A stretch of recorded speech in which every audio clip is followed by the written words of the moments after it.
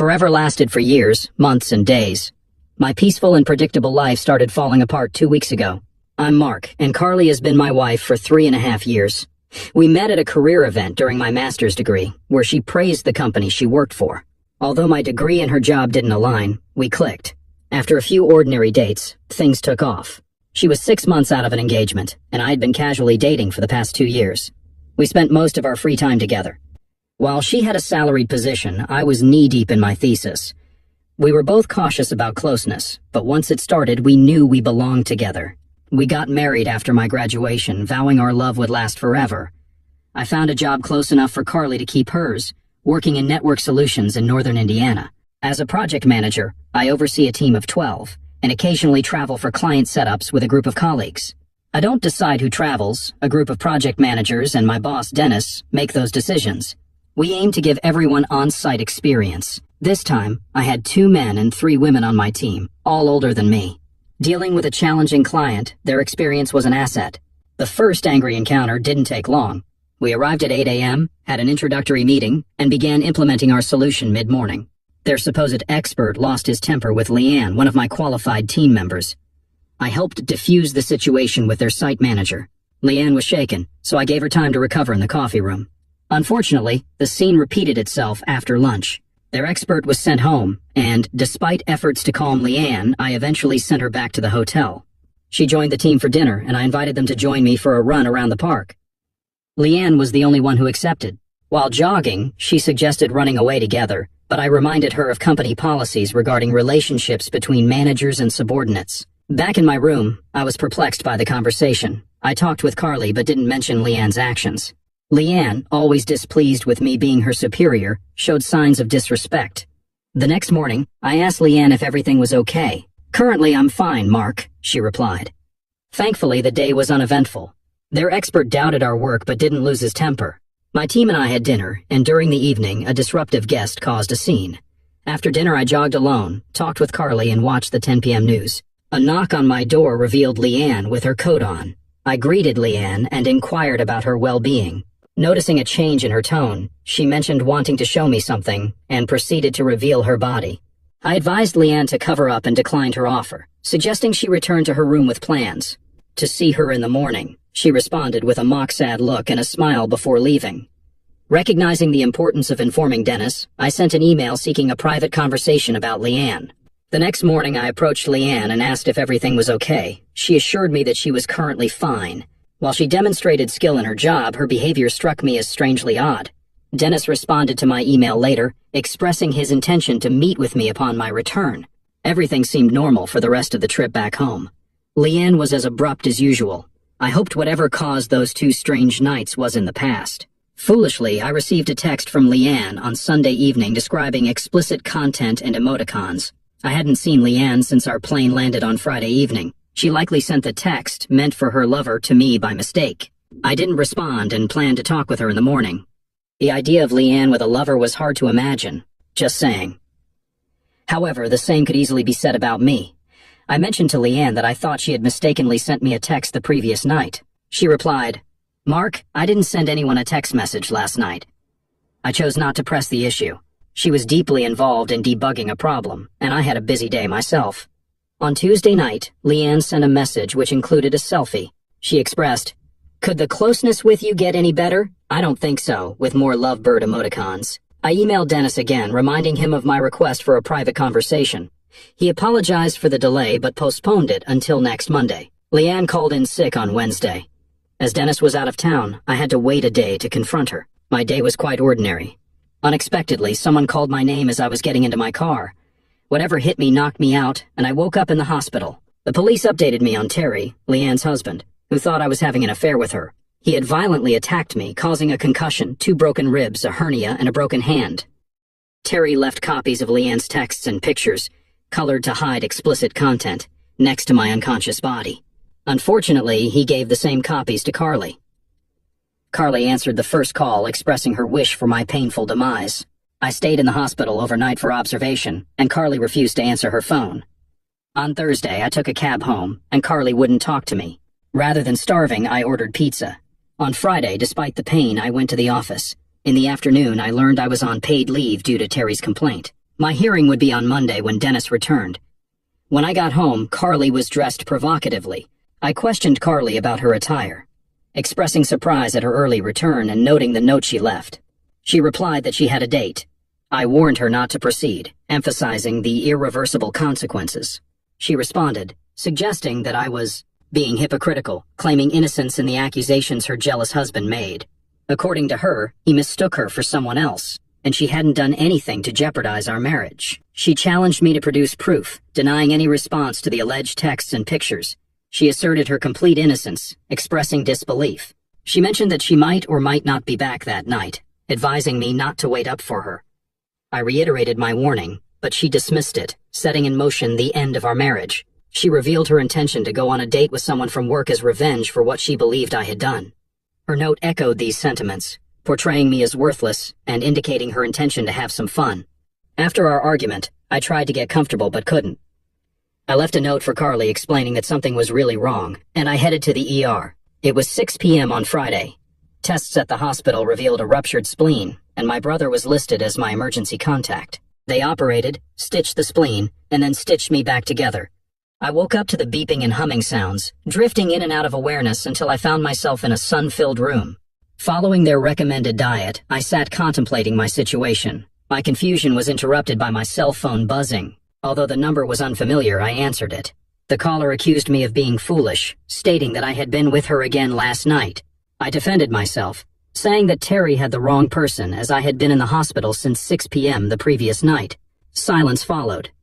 I reiterated that I went to the gym at 8 p.m. and was only gone for an hour. Terry mentioned a text from her that morning talking about the great closeness we had. I clarified that I had been on the operating table and was still at University Hospital in room 612. I assured Terry that I was not going anywhere that day and needed to get to the bottom of this. I promised to see her in a bit. I checked my messages and found a text from Leanne claiming that the closeness last night was so good. The floor nurse dropped by to check her vitals and change her drip. Overwhelmed, I felt like asking her for something to end this nightmare. She left, saying she'd be back to change my dressings. As soon as the nurse left, Carly entered my room, still dressed provocatively, and asked if I was okay. I assured Carly that I was fine and asked her to leave, expressing my desire for her not to be around. She pleaded, explaining that she was worried about me and had come right away when she read my note. In response, I stated that her staying out all night meant she ended our marriage, and I insisted she leave. My voice rose, prompting the floor nurse to inquire if everything was okay. I requested her assistance to escort Carly out, and security had to step in. I attempted to make sense of Leanne's actions, considering the possibility of revenge. I wondered. If it was due to my rejection of her or being her boss, it had to be one of those reasons.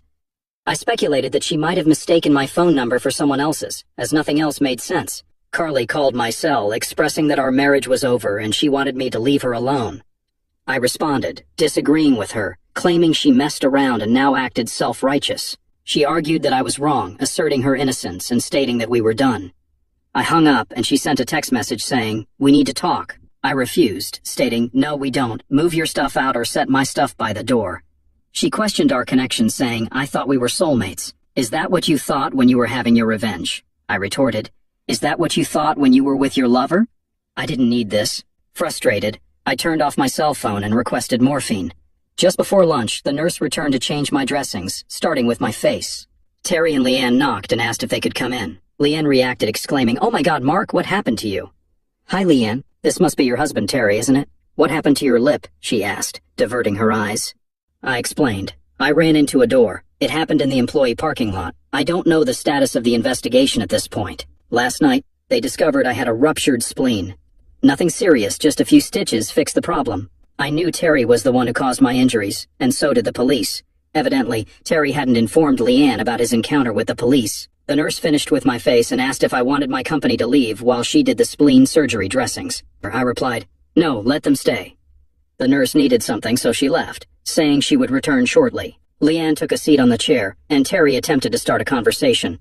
I gestured for Terry to come closer and quietly mentioned my concerns about Leanne's peculiar behavior on the last road trip, asking if she had been under pressure recently. Terry shared in a hushed tone that her mother had died in a car crash last Christmas and her sister had just started chemo for breast cancer. He added that she seemed to be dealing with it okay. The nurse returned, prompting Terry to back up against the wall, and the room fell silent. Carly stormed in, yelling at me and Leanne.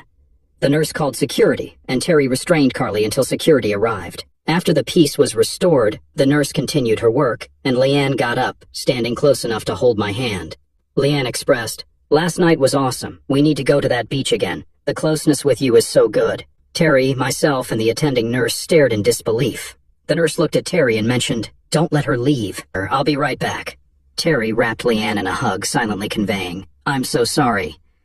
After about 5 minutes, the nurse and a pair of doctors escorted Terry and Leanne from the room.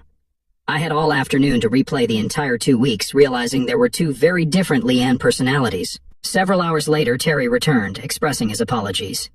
He inquired about Leanne's odd behavior, and when I mentioned the angry encounter, he lit up. "I'll be right back," he said. He returned with a doctor, and I repeated my story. Terry began explaining, "Mark, when Leanne was a child, she was mentally traumatized quite severely. Her father was relentless in his verbal mistreatment of her. She has been in the midst of a nervous breakdown since last week's encounter. You said she did something strange the day after her work encounter. Was there any conflict involving her that day?"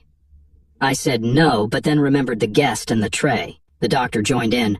"That would do it. She has what we call dissociative identity disorder.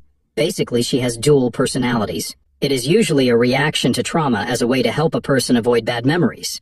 You must have been the person who interceded on her behalf. You made an imprint on her fantasy personality." Terry asked about Sunday and Tuesday, and I explained about the lawnmower incident and the angry encounter. He inquired about the knockdown fight on the previous night, and I shared that she was upset about the complaint I had filed against him. Terry expressed his regret, understanding the impact on my life. The doctor explained, "Very little can be done. She needs extensive counseling to help her understand what's happened to her. People get over it. It just takes time." Terry apologized again and left. Even though she had turned my life upside down, I really did feel sorry for Leanne. They informed me that I would likely be released by noon on Sunday if I had an uneventful evening. I sent an email to Dennis asking him to please contact Terry, as there had been some pertinent developments. I scrolled through the text messages from Carly, a whole lot of anger being vented towards me. It saddened me to think that this strange set of circumstances had ended my marriage. I played the voicemails, but her attempts to justify her actions only fueled my anger. They all hit the trash can. On Sunday, I drove back to find my house as I had left it. Carly had not moved out, and my stuff was still there. I started packing what I thought I'd need for the next week. Dennis called around 3 p.m. and asked if he could drop by. He said everyone was convinced I was not at fault and had done nothing wrong. My attempt to talk to him about Leanne, along with Terry explaining her medical issue, had satisfied all of higher management's concerns. I was reinstated, and this would be expunged from my employment history. Leanne had been placed on unpaid leave. I just placed the last sack in my car when Carly pulled into the driveway. She accused me of planning to run away, calling me a coward. I explained that Leanne had a nervous breakdown and her. Allegations were untrue. Leanne was under observation at the university, and I suggested talking to Terry for confirmation. Despite my decision to cut my losses and move on, Carly pleaded for me to stay, claiming it was a misunderstanding. Carly insisted that Leanne made up the accusations and apologized, asking me not to leave.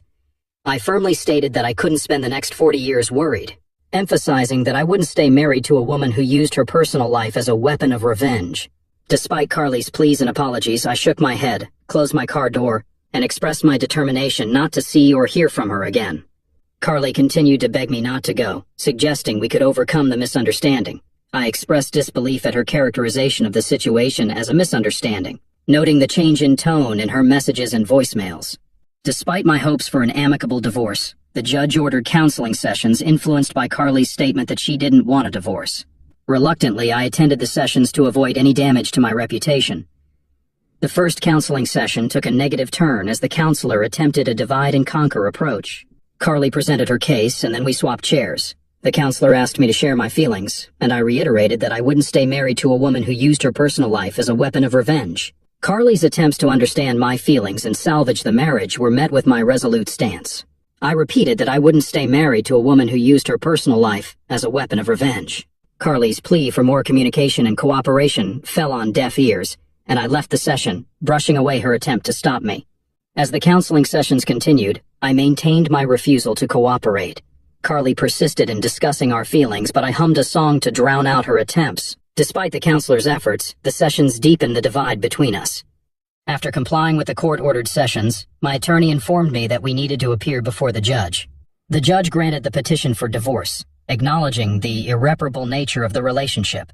Carly's persistent pursuit of me continued after the legal resolution, with her waiting for me after work and running into me at the grocery store. I chose not to explain her actions, and her text messages inviting me out on dates were met with my resistance. Eventually, I found a way to slow down her advances. I responded to Carly's offer to go out on a date by informing her that my new wife would prefer her not to communicate with me anymore. I wished her a great life, and surprisingly, that seemed to work for a week. When she insisted that I wasn't married, I clarified that I hadn't said I was, but when I do find a new wife, that's what she will say. I requested her to move on, claiming that I already had. Although her persistence made me anticipate complications in my attempts to find another woman now, as I try to navigate the dating scene, it becomes evident that I'm not particularly skilled at it. Despite my efforts, nobody I've encountered so far lives up to the image I had of Carly. However, I'm not in a rush. An acquaintance from accounting, a divorcee, showed interest, and I sought Dennis's approval before asking her out. After a few dates, she expressed a desire for a friends with benefits relationship. The morning after I spent the night with her for the first time, Carly sent a text. Carly questioned whether I loved this new woman, deeming it none of her business. In response, I curtly stated that my feelings were not her concern and conveyed that I still loved her. I added a brief apology, closing the conversation. Too little, too late. In the back of my mind, I can see you all watching my demise play out on Dateline. Leanne returned to work and was placed under the supervision of another manager. I do my best to avoid her. She has never said or done anything odd again,